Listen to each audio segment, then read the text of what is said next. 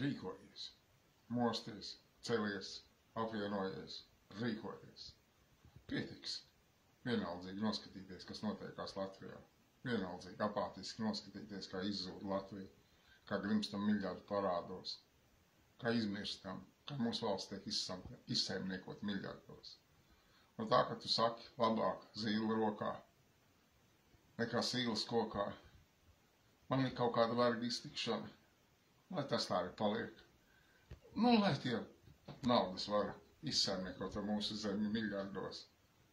Lai ir, nu, varbūt mums 2, 3 labāka dzīves labklājība būs, ja mūsu valsts neizsaimniekos, bet labāk tā kā ir.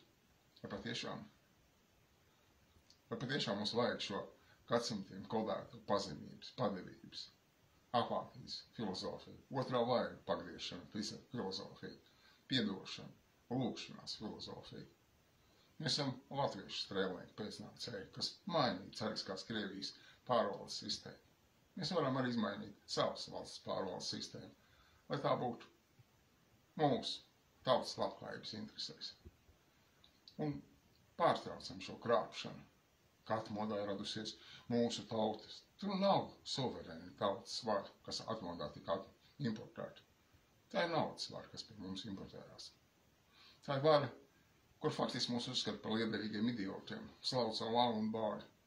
No mūsu valsts izslauc ir gada miljardi. Miljardi, ko mēs varētu maksāt skolotājiem, pensionāriem, policistiem.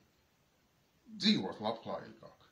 Un faktiski arī šī zemā labklājība viens no iemesliem, kāpēc mums ir 100 000 vairāk tā kā karā pametuši Latviju, aizbraukuši citur. Un ekonomikas ministrija, tas nav kaut kāds baumas, tie oficiāli Latvijas ekonomikas ministrijas dati, kas rada miljardiem zaudējumus mūsu valstī. Saņemamies, mostamies, ceļamies, apvienojamies un rīkojamies 13. janvārī.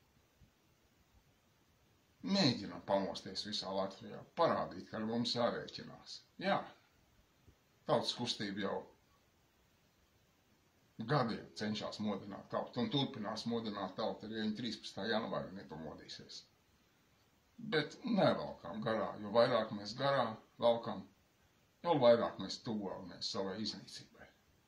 Paldies jums! 13. janvārs!